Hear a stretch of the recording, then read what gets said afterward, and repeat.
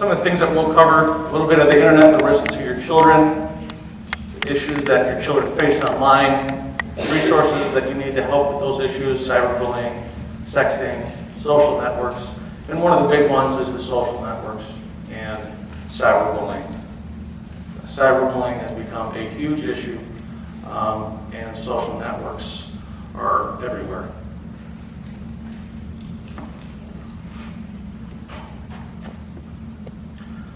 Online. What does online mean? Because it's not just your computer. It's your laptop, it's your desktop, it's your cell phone, it's your gaming consoles, your tablets.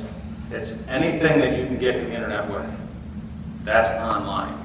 And if you can get online, people that are online can get to you. And they can get to your kids.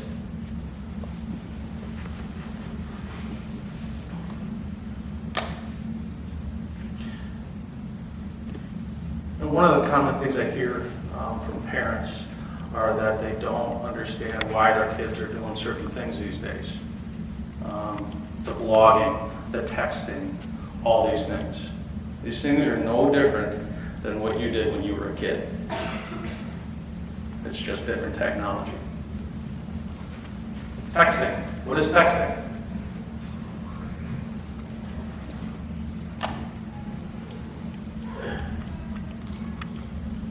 Fourth, fifth, sixth grade. Remember passing notes in class?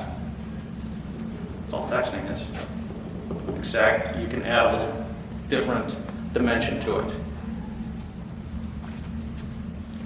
Blogging. Wow. All right, I'm done. That's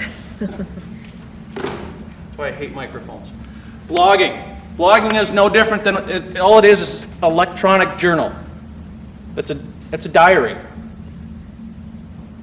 How many people had diaries when they were a kid? That's what blogging is.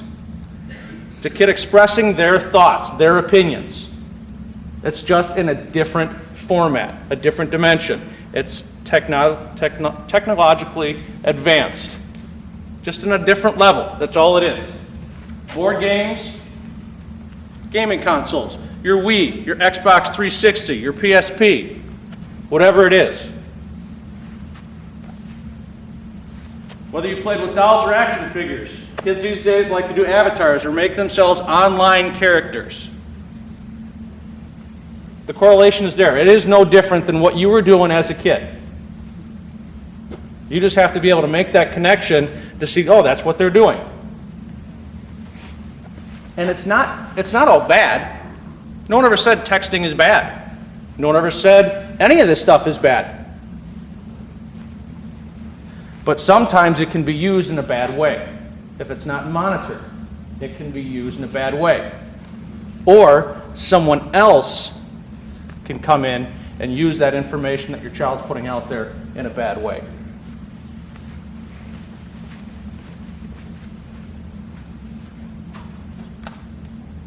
YouTube.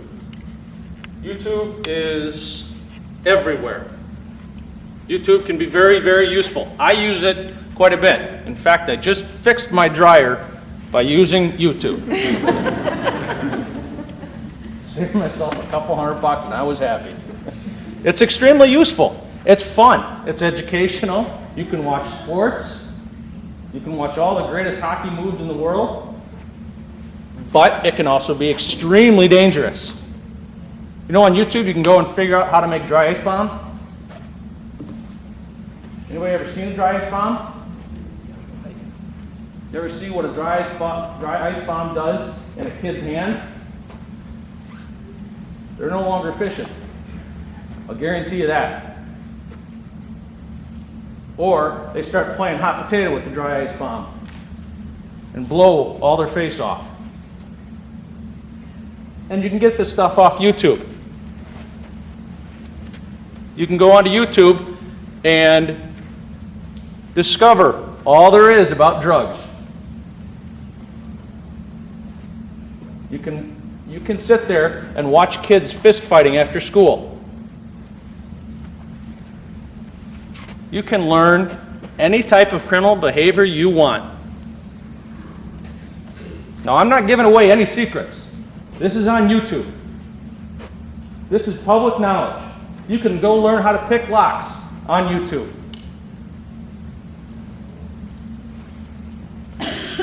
There is absolutely no control on YouTube. They say there is, but you can upload it and it may take them a day before they take it down, but it's up there. And if you're not monitoring what your children are looking at, and I'm not saying they're going out and looking at it, but it can pop up. You can do a search on something. Have you ever searched for something on YouTube? Look to the right and you're like, holy cow, that's not even relatively close. But they put a keyword in their title and it comes up.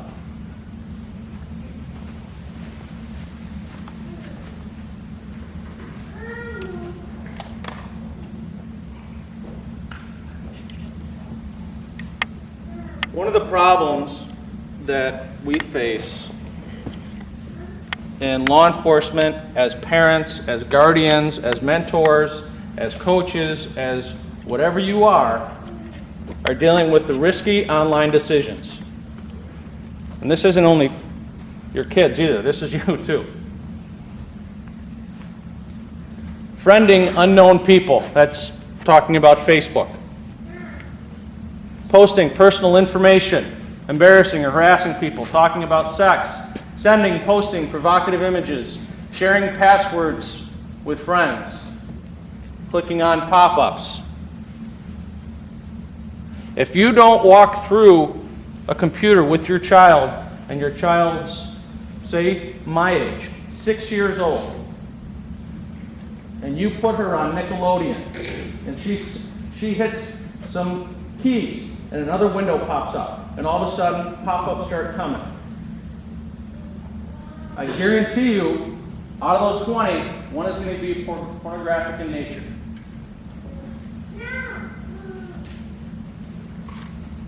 I don't want my 6-year-old seeing that. Do you? And unfortunately, that's the world we live in. That's online.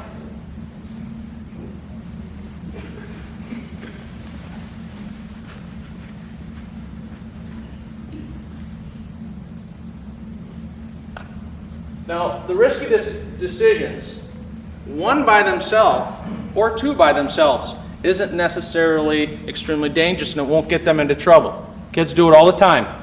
I'm sure you do it all the time. I've done it from time to time.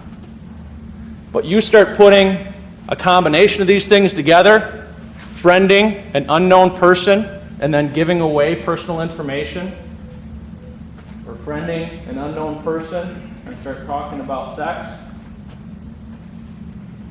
you can see how these things can be extremely dangerous.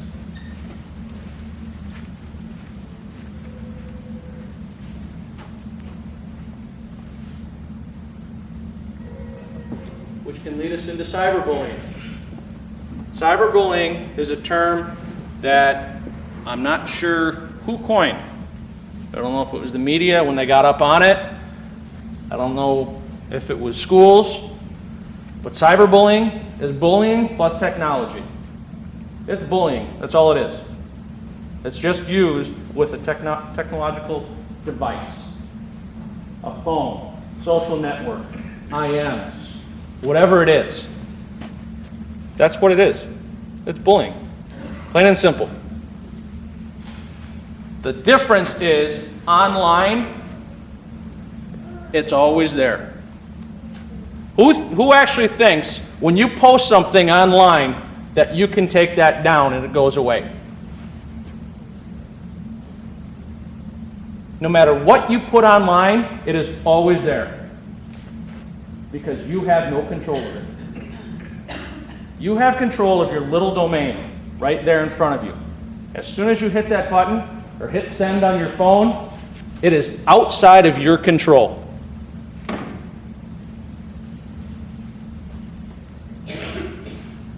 Dan Perry, I've known you for a while. If I send you something, can I control what you do with that information? Absolutely not.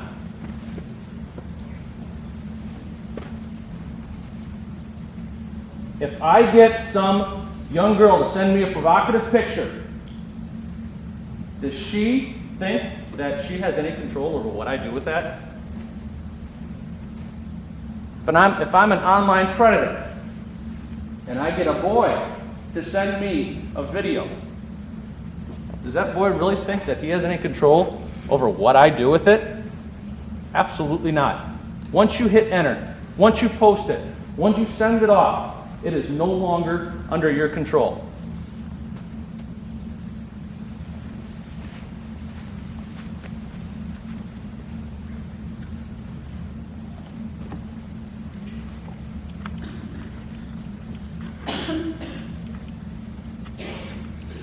One of the problems with cyberbullying is it tends to follow kids.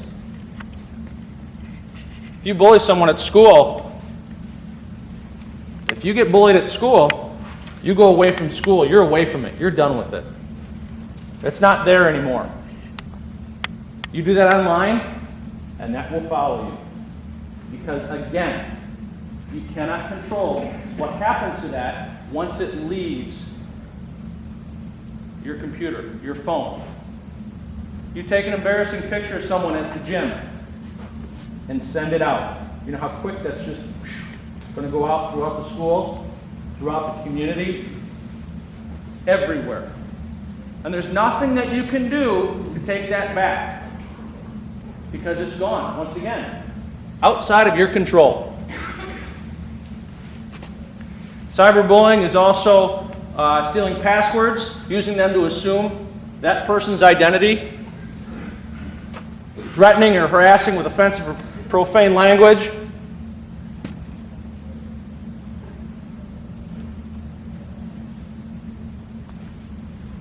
All this has been done at this school. All this has been done at the middle school. All this has been done at Phelps, ABW, Lakeland, St. Germain, Land O'Lakes. It has been done here.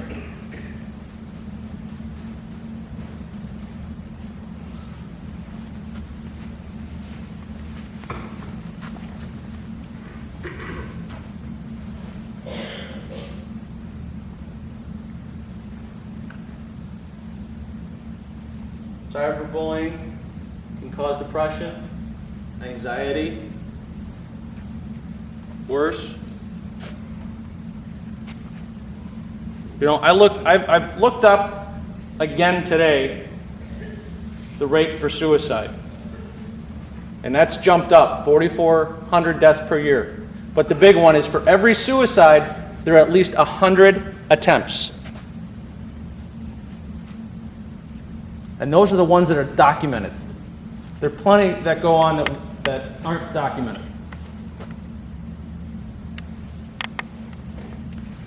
It's the third leading cause of death among young people, according to the Center for Disease Control.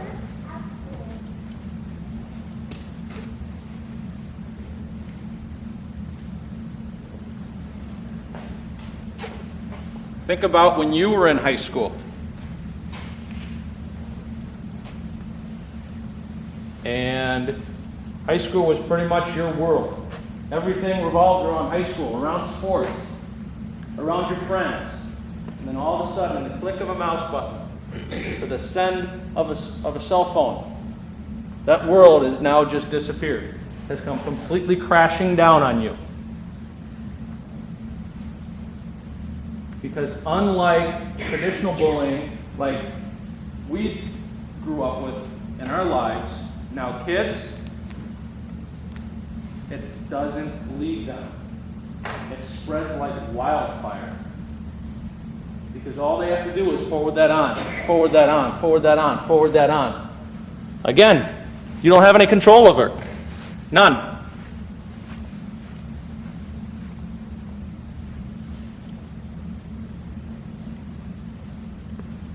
Victims of cyberbullying, if you are a victim, there are things to do. Save the information. as soon as you can. Get a thumb drive, save it to computer. Whatever you can do to save that information, you need to save it. And then contact the school, contact their parents, contact law enforcement. You know, there's a stigma about law enforcement that if you call, someone's going to get in trouble. They're going to go get a ticket. They're going to go get arrested. That's not the case. More times than not, we are mediators. We try to help solve the problem.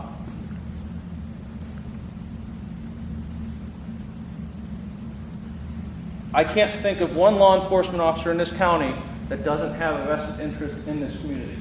Not one. You know, if you are or you suspect your child is the victim of cyberbullying and you don't know who to turn to a cop, please. They have the resources, they have the knowledge to deal with it. If they don't know how to deal with it, I guarantee you they will point you in the right direction so you can deal with it. It is not something to be ignored. Every year we hear about a student committing suicide because they were cyberbullied. More times than not, it's not in the big city. It's not in the big suburb. It's in a smaller town where everybody knows each other.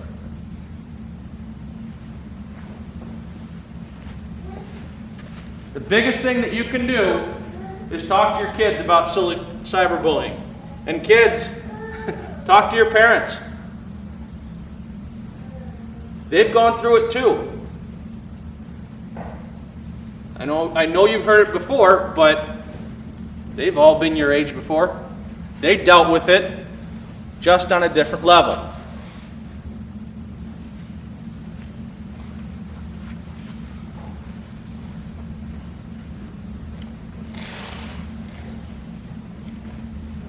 Revealing too much. Every single person, including myself, is guilty of this. Too much information, sexting, not so much everybody else, including me. But the social networks, file sharing. But sexting is becoming a major problem across the United States. And this is not just a big city thing again. This has happened up here.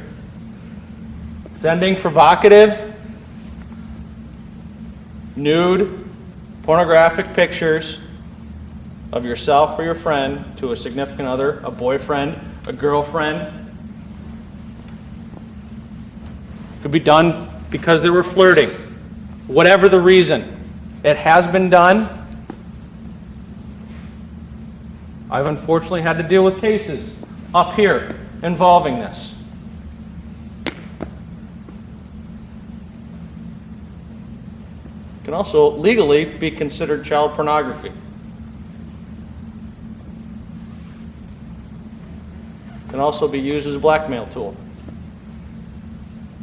Because again, once you send that information, you have no control. You have a boyfriend. Kids, you have a boyfriend or a girlfriend. You send them a provocative picture, whether it's clothed in lingerie, nude, whatever it is. 7 months down the line, how's your relationship going to be? Can you say it's as strong as it is right now? In a year and a half? In 2 years? In 4 years? You have no idea what's going to happen.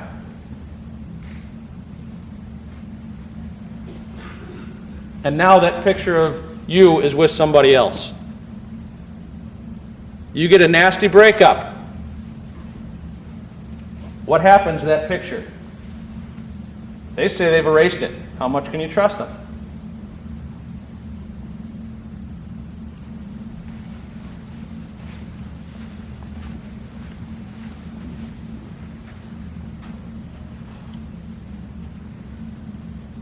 Social networks are everywhere. Facebook. MySpace isn't really used all that much anymore. Twitter, Flickr, YouTube, my yearbook. There are a ton of them out there. But I'd say the most popular one is Facebook. Who here has a Facebook account?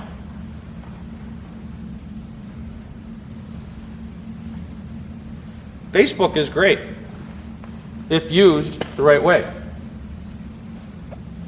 Facebook is a great way to stay in touch with family, with friends. When used correctly, it's fantastic. My parents live in South Carolina. I get to see them once, maybe twice a year. Facebook is a great way for my parents to see their grandkids. It's a great way for me to catch up with guys that I played hockey with when I was 6 years old, 7 years old. But it can also be used in a very destructive manner. When you post things, when you say things online, it's always there. Does anybody actually think that their Facebook is 100% private? Good, because it's not. Not even close. I will guarantee you, you can set whatever privacy settings you want on it. I guarantee you I will get in it. And that's not because I'm any techno whiz. I just know the secrets. I know the back doors. I know how to weave my way in. And if I know how to do it, there's plenty of other people out there that do know how to do it and do it every single day. People that don't have the best intentions. Take, for example, Facebook. You know, I think it was 2.5 years ago when I just got back from the ICAC, Internet Crimes Against Children training. I was working with the FBI and some things. And I did a little experiment up in Phelps. I got on Facebook. I made an account. I started friending some people. I put a little picture, not of myself obviously, but of I think it was a 14-year-old boy saying I was moving up north. And I got onto Facebook. And I started becoming friends with people. One of those kids I watched put when they were going to spring break, the day they were leaving, the time they were leaving. They were going with their whole family. No one was home.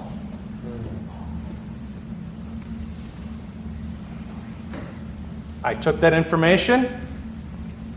I went and knocked on mom and dad's door. Guess what? You're going on vacation next week.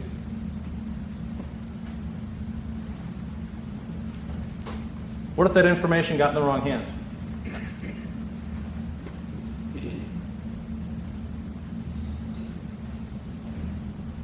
When do most places get broken in up here in Vilas County? What's that? When people leave for the winter. When people leave for the winter and they're not home. You don't think the criminals are using this information to find out when you're leaving? They are. I've interviewed them. They told me that they are. Indian River, St. Germain, Presque Isle, Manitowish Waters. I've interviewed people that I've arrested that are part of burglary rings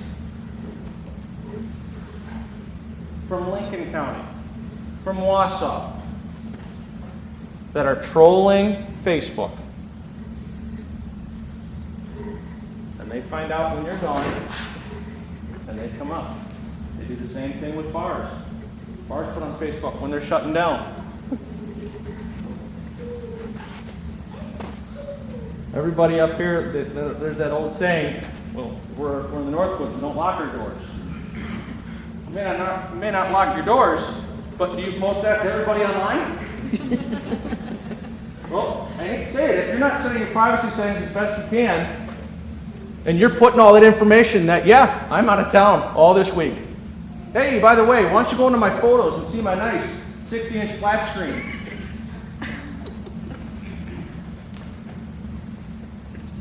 Or my brand new car in the garage, or all my valuables, because I like to take pictures of my house and put it up all over Facebook.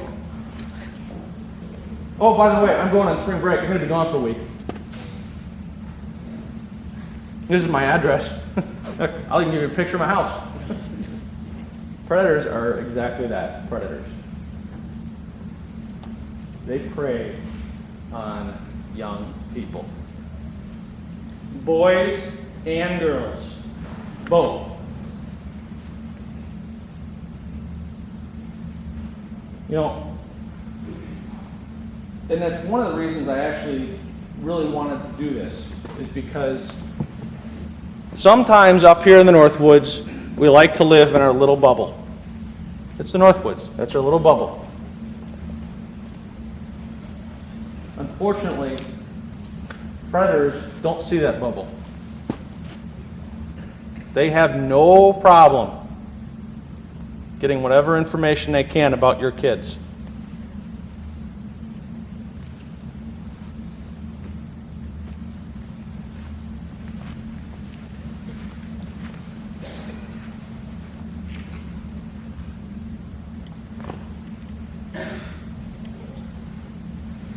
Some of the things that you really need to pay attention in your social networks, if you're getting on a site and you are posting information about yourself, your family, your house, whatever it is, you better research the privacy settings. Those little terms and conditions that everybody just clicks in because they don't want to take the time to read, I highly suggest you read those. Before you're going to put information out for the world to see. In the world, I'm including good people and bad people. Let me let you in on a little something. There are plenty of bad people out there that want to do bad things to you and your kids and your house. Don't think that there's not, because there are. I can say that with 100% certainty because I've met them, I've dealt with them. I've researched them. And it's a fact of life.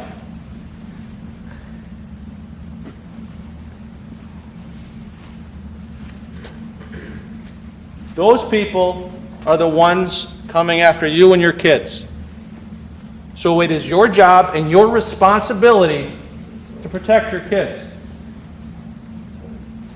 And one of those responsibilities is checking out the privacy settings. What can you do on these social networks to make sure that you and your kids are safe? That no one is trying to get to your kids. That they're not getting the information. And one of the first steps is the privacy settings. Social networks, people can be anonymous. Unless you have met that person that you're talking with in person, you don't know who they are. They could be a 16-year-old kid. Or they could be a 52-year-old guy sitting in his house, in his dark little room.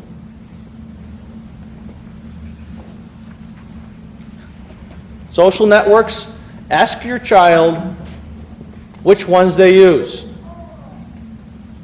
Ask them. This should be an open and honest and candid conversation with your kids. And kids, you may not like it. This is not a privacy issue. This is a safety issue. Ask them for their screen names and passwords.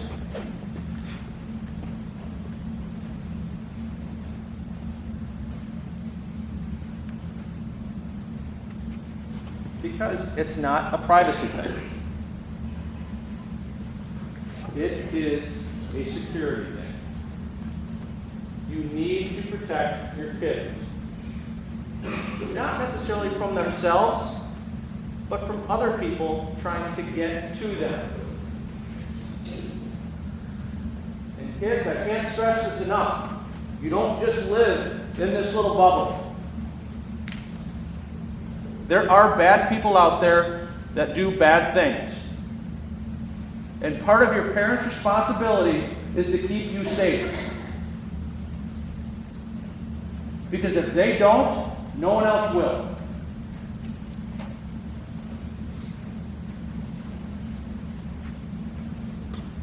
One of the things you can do is become their friend on Facebook. You know, the kids don't like that, but guess what? They can hide you, but you will still be able to see what they're doing, see their pictures, see their posts, see their comments.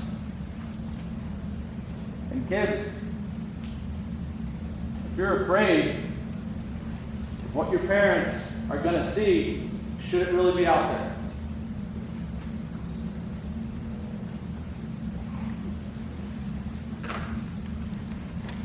And always look to see who they're talking to. Look at their friends. Look at every single friend down there. And ask your kid, do you know this person? Have you met them personally? How do you know them? And research who they're talking to if you don't know them or their parents. Best way to do it? Google them. Google's a wonderful tool. It will get you a lot of information, especially how to fix a dryer, because then you go to YouTube and it shows you exactly how to do it. But Google will bring up a lot of information. Moving on with social networks. Like I said before, once posted, it cannot be taken back. It's always public, no matter how private it is. Like I said, posting your vacations may not be the best thing in the world to do. Post the pictures after you get back, but don't post that you're going to Jamaica for 2 weeks with your entire family. When you get back, you want to post some pictures, post all you want. But routinely check your child's postings. Again, it's not a trust issue, it's a safety issue. Check in on Facebook, you can check in where you're at. I'm having dinner at wherever. They're fun, they're interactive, but put in the wrong hands, again, it may not be Dave's friend that will do it, but if Dave doesn't have his privacy settings right, someone else can come in and take a look at where he's at right then, right there.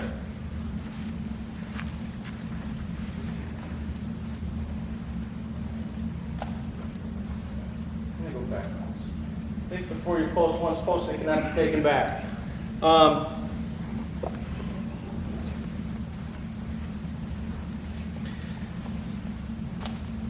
Once you post something, once it's posted, and this goes back to documenting everything that's been posted, we can go back into cyberbullying, we can go into sexting, we can do any of it because it all relates. In terms of a law enforcement issue, computers are great because they hold all the information that you've typed in.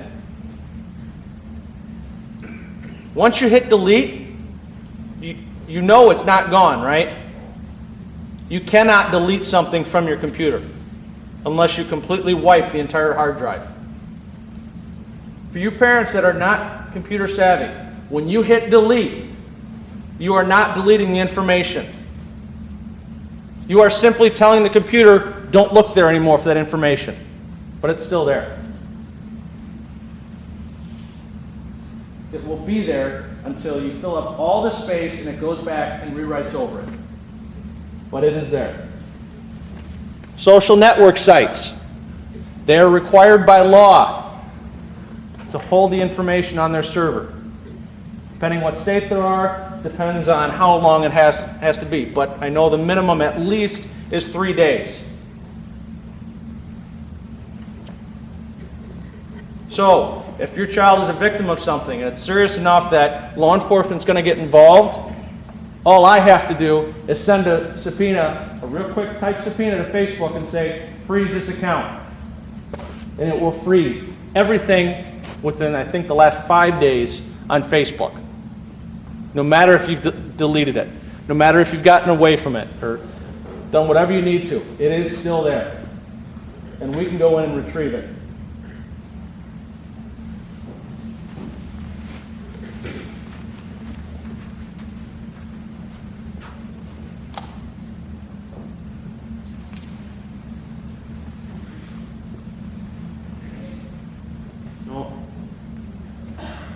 Unfortunately, no one really likes talking about online predators.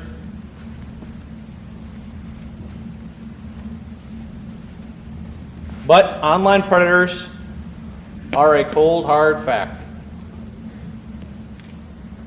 That if you are not dealing with them, if you are not protecting your kids from them, you are making a mistake. In one of these slides, on the bottom, no one thinks they will become a victim until they become one.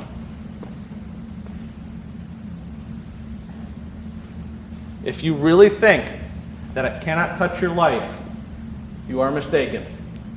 Because I will personally introduce you to some people that thought the exact same way,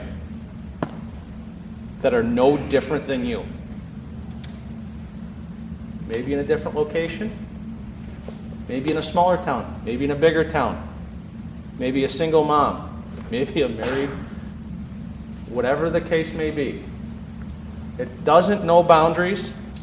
It doesn't know family dynamics. All those child predators go after are kids. That's it. They don't care about you. They don't care about anything else. That's what they're going after.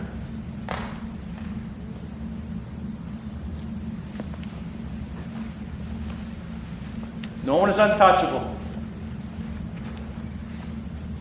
What they do, chat room trollers, they troll Facebook. Anybody ever go in to some of those chat groups on Yahoo or Google?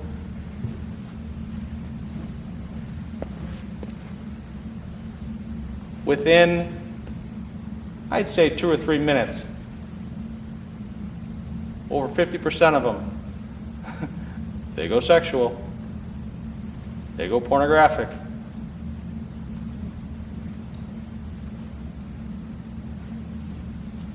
Unfortunately, it's just the way it is.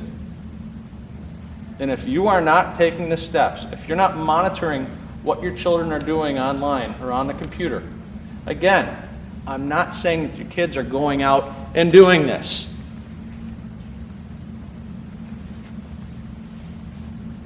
It's the predators that come to them.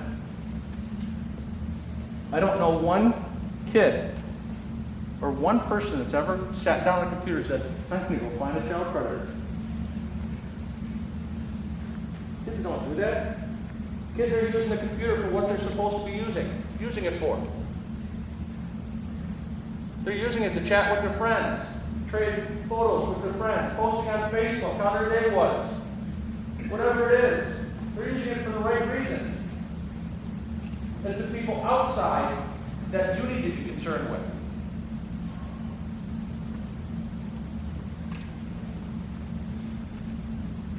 Again, no one thinks they will become a victim until they become one. Everyone that I've interviewed that has been a victim, I never thought it would happen. And the parents are just flabbergasted. How could this have happened? It's a small town in northern Wisconsin. Again, they're thinking locally.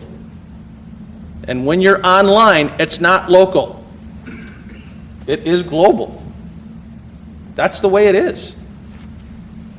And as parents, you need to understand that and take the necessary steps to prevent that. To protect your children from people that are trying to get in and get that information.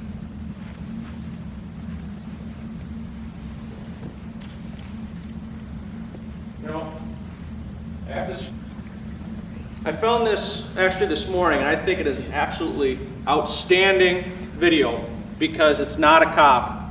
It's not a dad up here talking to you. This is actually from a 16-year-old boy that this happened to. This boy now tours around telling his story. It's a short little video, but you'll get the idea. Inside Swift Middle School's Auditorium in Watertown, students gather for an assembly. Many are here because they have to be. No idea that they're part of a pilot program, thanks to a federal grant that gets teens talking to teens about the dangers online. We thought that if we brought their peers in, somebody that they could relate to a little bit more, it might actually hit home.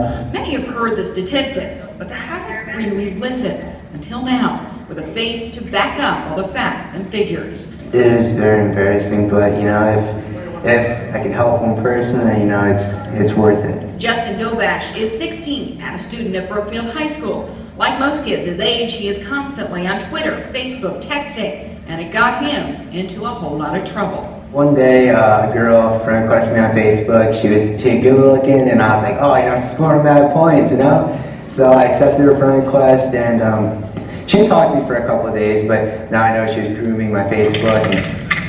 Justin spent a lot of time talking to her online. They shared the same interests, hobbies. Justin couldn't believe his good luck. And you really thought this was a girl your age? Yeah, that was the worst part of it. And she even had an Xbox Live account, so I was like, oh, this is great. Girl that plays video games. This is going great. But things were about to change. She asked me if I have a webcam, and I did have a webcam, and she's like, would you like to, you know, can I see you on webcam? And I was like, okay, sure. You know, I didn't think I was going to do anything on it. And then she said her webcam wasn't working, so it was just a black screen, so I didn't even see who I was talking to. And then later she asked me to do stuff, probably for what happened. And then one day I was like, you know what, I'm done. I don't want to do this anymore. Justin got suspicious, and so did whoever was on the other side of that computer, threatening to send the video, the pictures to his friends and family, even police. I can't go to jail. My parents find out, like, my life will be ruined. So now I got the chance to, you know, help people. A teacher approached him, sensing he wasn't himself, and he finally broke down. Police got involved, and it turns out that girl he'd been so excited about didn't exist. Both of the schools, there was no person by that name, and I was like, and he was like, Justin, you're probably dealing with a pedophile, and they're really good at what they do. Months later, Justin's experience brings other students to rapt attention. He is an asset to the Education Connection team, and that is exactly why Sergeant Jim Schmidt is glad he's here. I'm hoping that, if nothing else, little pieces sit in the back of their mind. So as they go down these paths and they possibly find themselves in situations, the little light bulb goes on and said, wait a minute, I listened to that high school student, he said something, it makes me think twice before I go and become a victim myself. Still to this day, I don't use my webcam. I have a piece of paper over it. I'm too scared to use it. For Fox 61, I'm Rebecca Stewart. I did some research on this story. He's from a town not too big. And I think the cops actually did catch up with the guy. It's a 56-year-old guy posing as a 16-year-old girl.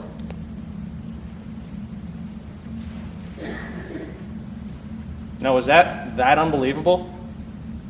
Does that sound that far-fetched? Not at all. Because it is not hard to set up a Facebook account and make yourself somebody else. I did it this morning to show you guys.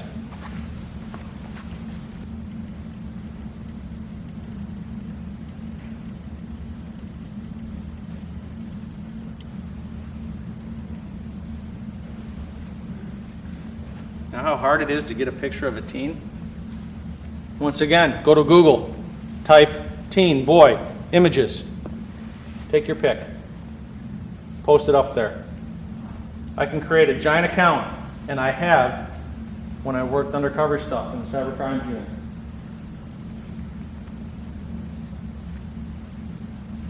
In the past, I have chatted with kids inside this school that thought I was a 16-year-old from Maryland. I've gotten them to send me information, nothing provocative, but where they live, their telephone number, their date of birth. In this school, in the middle school, St. Germain and Land O'Lakes. Because, you know, most adults are the same way too. The eyes see what the eyes want to see. Kids especially more apparent. The eyes always see what the eyes want to see. You want to believe that that's a 14, 15-year-old kid that plays hockey. Because the more research, the more you go into his Facebook account, you'll see pictures of him wakeboarding, of a house. You'll see posts. Hey, I'm moving up to the river, just looking for some friends. Do you really know him? No, you don't, because I created him this morning.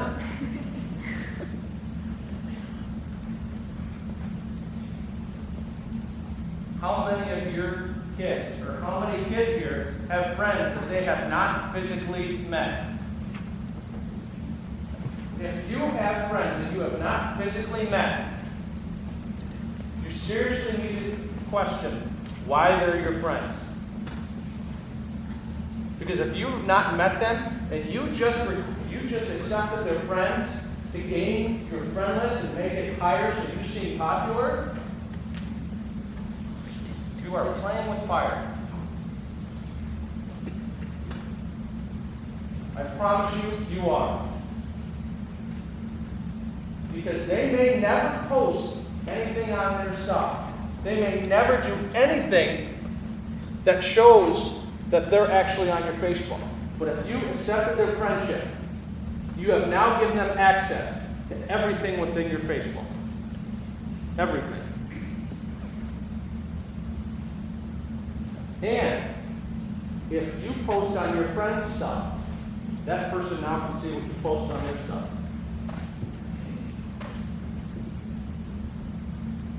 That's why it's so important to know exactly who your friends are on Facebook and who your kids' friends are. You need to sit down with them. And you need to go through friend by friend. It may not be fun. It may not be the highlight of your day or your week or your weekend. But is there really a parent in here that doesn't want to be involved in their kid's life?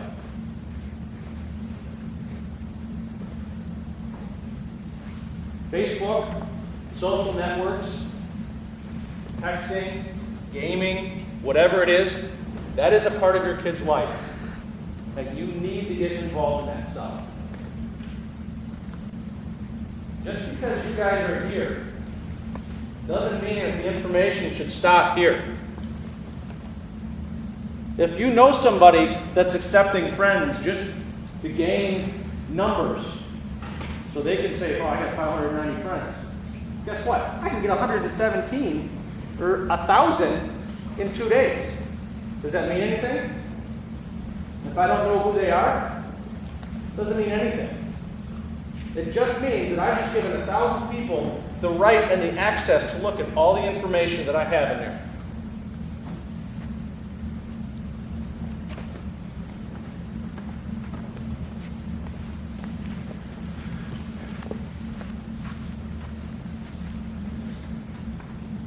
Facebook is a great tool if used correctly, if used safely, if it's used within the parameters it should be used in. If you're not on Facebook and your kids are, I highly suggest you get on it. That's not hard to learn. It really isn't. You know, most parents that I talk to that don't like computers, they're intimidated by them. You don't need to be. It's just a dumb box. That's all it is. If you break it, it can be fixed. There's people all over that fix these things. They're great.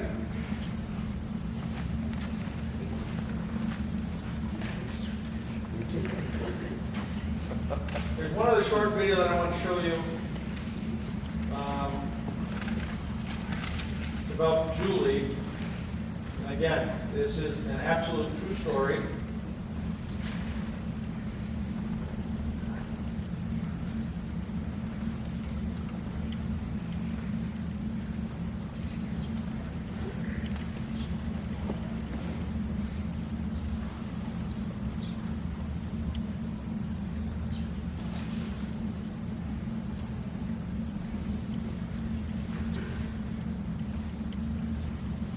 the internet, it's a tool that has to be used properly. You know, it's like a knife. I mean, it's very helpful, but it can also cut you. My name is Julie. When I was 13, I started talking to Tom. He didn't act or even sound like a 56-year-old man. So he was different on the computer. I knew that I wasn't supposed to be talking to him, but I did it out of a retaliation against my parents. It felt nice to have somebody who wasn't always trying to tell you what to do. It started to get more like a relationship where it went from just friends to best friends, more personal relationship than best friends. I would instant message him between 3 and 6 hours a day. I was really upset whenever I couldn't get on the internet because I knew that he would be like, what were you doing? And he emailed me like 10 times so I knew where I was at. Then you feel like extremely bad about it. It was an opportunity for him to manipulate more. I trusted him more than anybody else. He mentioned, would it be nice if we were together all the time? And then the thought came up of running away. The night I left, I kissed all my brothers goodnight, and he was in his truck, and we just rode out. I ran away for 3 weeks. The day that I was found, we were on our way to Reno. Somebody reported us and saw our truck. I knew pretty much it's over, and I never really thought